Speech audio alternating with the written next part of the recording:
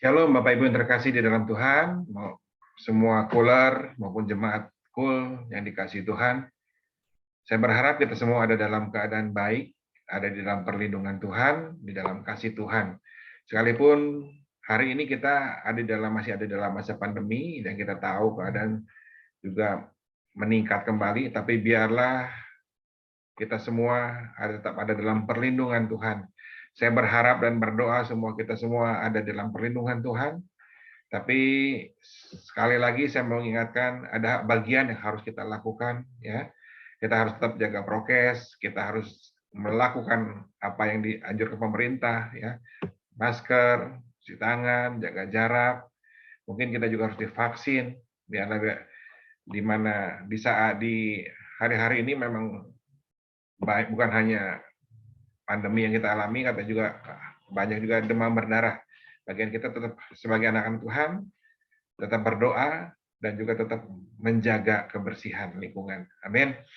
Bapak Ibu, tema hari ini kita adalah terus berjaga-jaga. Ya, sebelum masuk kita dalam firman Tuhan, kita siapkan hati kita masuk dalam doa. Bapak, kami bersyukur untuk malam hari ini kami boleh ada di hari ini Tuhan, di dalam kul hari ini Tuhan, tanggal 15 Desember 2022, kami bersyukur semua ada dalam keadaan baik. Kalau kami hari ini boleh mendengarkan firman Tuhan, itu adalah karena anugerah Tuhan buat hidup kami. Berkati urapi kami mendengarkan firman Tuhan, berkati urapi hamba-Mu yang menyampaikan firman Tuhan, Bapak. Terima kasih Tuhan Yesus, kami siap mendengarkan firman Tuhan. Hai dalam nama Tuhan Yesus, kami berucap syukur, haleluya, amin.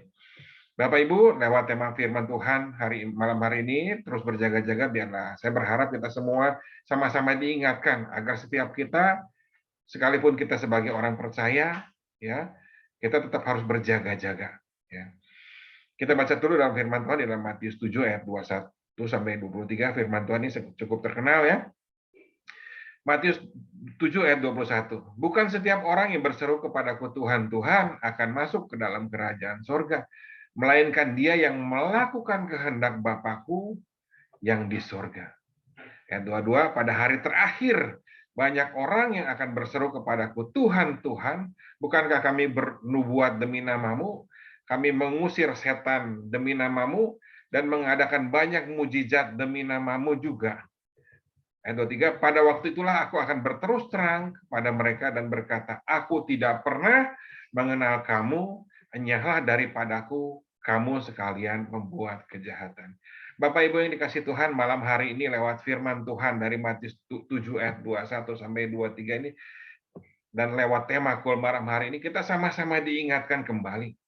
Firman Tuhan dalam Matius 7 ayat 21 sampai 23 tadi menegaskan kepada setiap kita, ya, bukan kepada setiap orang yang berseru kepadaku Tuhan, Tuhan.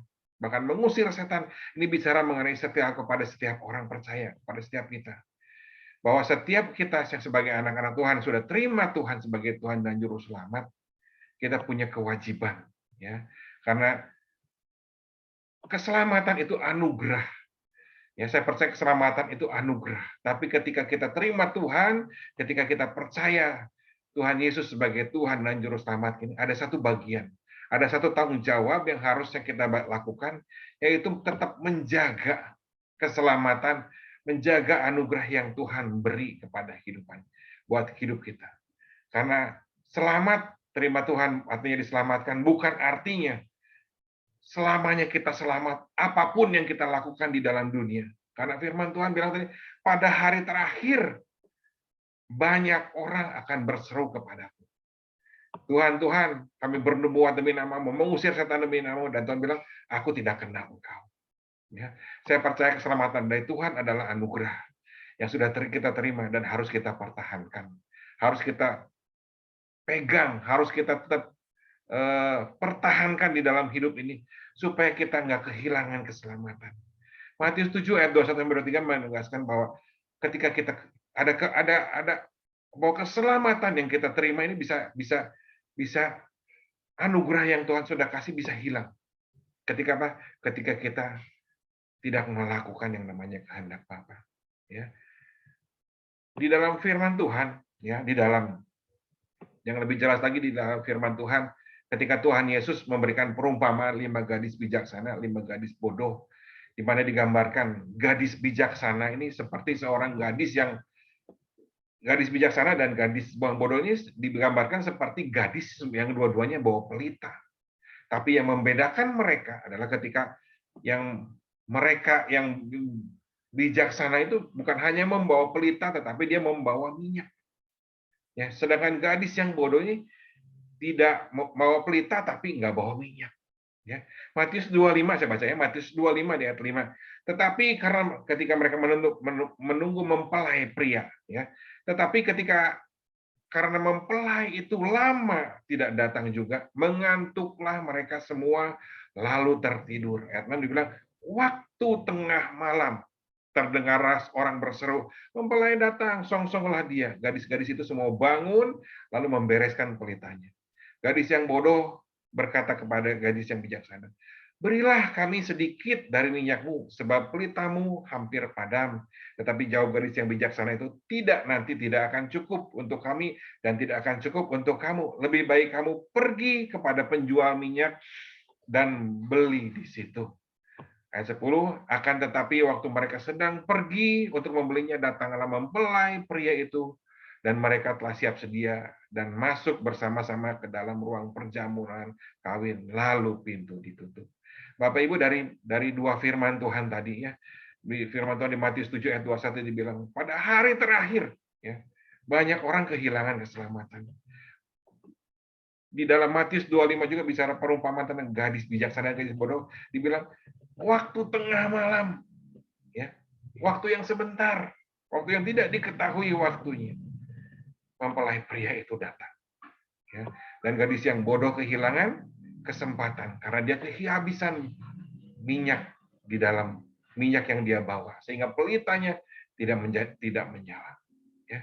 Bapak Ibu, firman Tuhan tadi, waktu tengah malam bicara waktu tiba-tiba waktunya.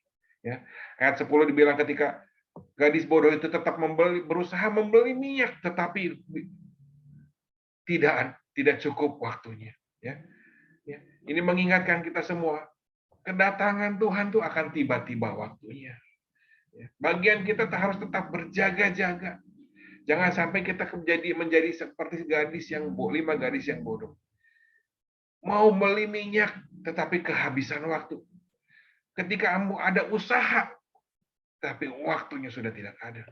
Bapak Ibu dikasih Tuhan, biarlah lewat malam hari ini kita sama-sama diingatkan supaya kita ini tetap berjaga-jaga, supaya ketika tiba waktunya kita tetap punya kesempatan, kita tetap punya waktu yang cukup untuk memiliki minyak, untuk kita terus berjaga-jaga di dalam Tuhan. Karena keselamatan yang dari Tuhan adalah anugerah. Tapi bagian kita adalah mempertahankan, menjaga minyak, menjaga anugerah keselamatan dari Tuhan supaya kita tetap, ketika nama kita dipanggil, kita tetap di dalam keadaan siap. Kita nggak tahu kapan waktunya. Ya. Hari ini tengah pandemi seperti ini, beberapa hari yang lalu, saya kehilangan seorang teman yang punya usia yang nggak beda jauh dari saya. Ya. Hanya karena beberapa bulan sakit, tiba-tiba Tuhan panggil. Ya. Kita nggak tahu waktunya. Tapi biarlah semua kita ini tetap bersiap-siap. Semua di antara kita tetap berjaga-jaga. Jangan ada di antara kita bilang, Tuhan, saya masih muda. Saya jauh dari umur saya masih jauh. Saya masih sehat. Tapi lewat malam hari ini, setiap kita sama-sama diingatkan untuk tetap dan terus berjaga-jaga. Karena nggak ada seorang pun yang tahu waktunya Tuhan datang kedua kali atau Tuhan terlebih dahulu memanggil kita. Ya. Hari ini kita mau belajar. Kalau betapa pentingnya kita berjaga-jaga. Karena ketika kita berjaga-jaga, seberapa kuat kita berjaga-jaga, itu akan menentukan seberapa hasil apa yang akan kita dapatkan ketika waktu kita sudah habis. Ya. Hari ini ada 2 poin yang harus kita perhatikan dan harus kita lakukan agar kita tetap ada di dalam keadaan yang berjaga-jaga. Ya, saya mau share ini, saya percaya ini satu hal yang baik ya buat kita semua supaya kita tetap berjaga-jaga. Yang pertama kita baca di Mazmur 119 ayat 105. Daud pernah bilang seperti ini, firman-Mu itu pelita bagiku, ya, pelita bagi kakiku, dan terang bagi jalanku. Ya. Bapak Ibu, kisah 5 gadis bijaksana ini ya digambarkan seperti seorang gadis yang bukan hanya bawa pelita tetapi juga bawa minyak yang cukup. Ya. Raja Daud menggambarkan ya, firman itu seperti pelita, di mana ketika Daud berjalan di dalam gelap, ya, berjalan di dalam menyusuri gurun, ya, ketika di dalam lingkungan gelap, pelita ini menerangi jalannya Daud, sehingga ia tidak memilih jalan yang salah, sehingga ia tahu apa yang dia injak, apakah ada ular atau dan sebagainya, sehingga terhindar dari bahaya. Ini firman Tuhan bicara pelita. Firman Tuhan bicara sesuatu yang menerangi, sesuatu yang membuat kita mengerti akan sesuatu yang benar atau yang salah. Firman Tuhan mengatakan, firman Tuhan tuh harus dibaca, harus direnungkan siang dan malam. Tapi malam hari ini saya mau ingatkan, semakin kita baca, semakin kita renungkan, kita akan semakin mengerti mana yang benar, mana yang salah. Ya. Tetapi semakin lama kita hanya merenungkan, tetapi ketika kita hanya merenungkan dan membaca, ya, biasanya kita akan menjadi pengetahuan kita akan benar, yang salah ini akan menjadi satu hal yang biasa. Dan lama-lama akan menjadi kehilangan maknanya. Rasanya seperti hal yang biasa. Oh, firman Tuhan harus begini, harus begitu. Oh, harus begini, harus begitu. Malam hari ini saya mau ingatkan. Bagaimana caranya supaya pelita kita tetap menyala. Kita kudu punya minyak. Bagaimana kita firman Tuhan yang merupakan pelita ini punya minyak. Bukan hanya dibaca, bukan hanya direnungkan, tetapi harus dilakukan. Saya percaya Bapak Ibu, firman Tuhan bukan bicara hanya janji Tuhan. Firman Tuhan juga bicara mengenai perintah Tuhan.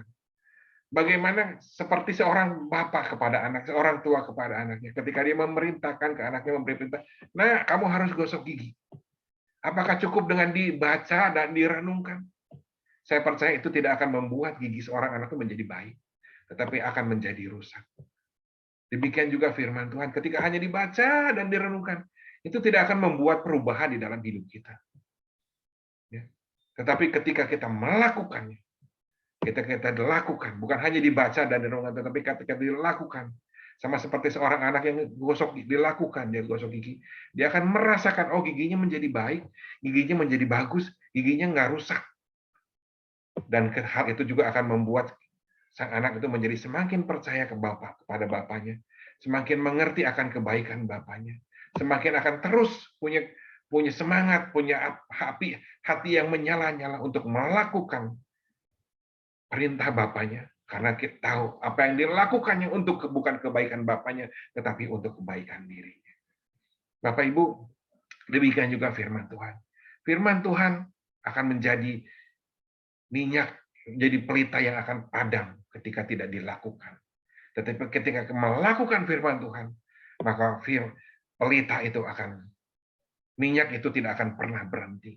Karena apa? Karena kita semakin mengenal tujuan Tuhan, semakin mengenal karya Tuhan, maksud Tuhan dalam hidup kita. Dan ketika kita semakin mengenal kebaikan Tuhan, tujuan Tuhan, maka kita juga akan terus tetap melakukan firman Tuhan. Terus melakukan apa yang menjadi kehendak Tuhan. Jadi lakukan firman Tuhan. Saya mau kasih tahu sedikit satu hal yang tidak disukai Tuhan dari orang Farisi dan ahli Taurat adalah ketika dia tuh bukan karena ketahuannya, kemahatauannya dia akan firman Tuhan, akan Taurat dan segala macamnya. Tetapi ketika mengapa Tuhan nggak suka sama orang ahli Taurat? Bukan karena itu, tetapi karena dia tahu firman Tuhan, tetapi tidak melakukan. Ya. Bapak Ibu, biarlah di dalam kehidupan kita hari ini kita sama-sama diingatkan. Bagaimana caranya kita supaya tetap berjaga? Lakukan firman Tuhan. Maka firman Tuhan itu akan menjadi minyak di dalam hidupmu. Dan akan meminyaki hatimu, hidupmu, dan membuat firman itu menjadi terus terang bagi jalan hidupmu. Amin. Itu yang pertama. Yang kedua, tentu hal yang kedua yang harus kita lakukan adalah Kita mau belajar dari apa yang Rasul Paulus pernah bilang, ya, dalam firman Tuhan. Dia menuliskan satu firman Tuhan bahwa hidup ini seperti sebuah pertandingan. Hanya orang yang mau berlatih dan mempersiapkan, yang mau prepare dengan sebaik mungkin, dengan mengisi waktu yang Tuhan beri dengan baik, yang akan memenangkan pertandingan. Demikian juga dengan kehidupan kita. Kita diingatkan bahwa umur manusia itu nggak panjang. Digambarkan di firman Tuhan seperti uap yang tiba-tiba hilang, seperti rumput yang pagi segar, lalu layu kisut ketika kena sinar matahari dan ketika sore sudah layu. Hidup kita ini terbatas. Biarlah hari ini kita juga diingatkan hal yang kedua. Gunakan waktu yang Tuhan beri sebaik mungkin. Ya, di tengah, apalagi hari-hari di tengah pandemi, di tengah kesulitan yang ada, di tengah-tengah kesempatan yang Tuhan beri buat kehidupan kita. Biarlah kita tetap melakukan yang baik, melatih diri kita dengan hal-hal yang baik. Galatia 5 ayat 9 bicara mengenai perbuatan daging, percabulan, kecemaran, hawa nafsu, penyembahan berhala, dan lain sebagainya. Ya, saya baca ya, Galatia 5, perbuatan daging telah nyata, yaitu percabulan, kecemaran, hawa nafsu, penyembahan berhala, sihir, perseteruan, perselisihan, iri hati, amarah, kepentingan diri sendiri, pencideraan, roh pemecah, kedengkian, kemabukan, pesta pora, dan sebagainya. Ya, firman Tuhan bilang, masih banyak lainnya.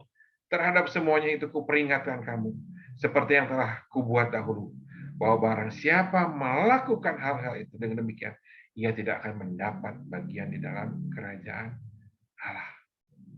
Hal yang kedua, bagaimana supaya kita tetap berjaga, kita berjaga-jaga, kita dengan mengisi waktu kita sebaik mungkin. Bukan dengan perbuatan yang tidak berkenan di hadapan Tuhan, tapi dengan melakukan perbuatan yang berkenan kepada Tuhan. Bapak Ibu, di tengah-tengah pandemi seperti ini, di tengah masa sukar yang seperti ini, yang kita harus hadapi hari ini, biar malam hari ini kita sebagai anak-anak Tuhan, kita tetap berjaga-jaga. Karena keselamatan dan anugerah yang Tuhan, ini ada sebuah anugerah yang Tuhan beri ini, harus kita jaga, kita pertahankan. Seperti orang beli tiket, tiketnya harus dipertahankan sampai jam masuknya dibuka.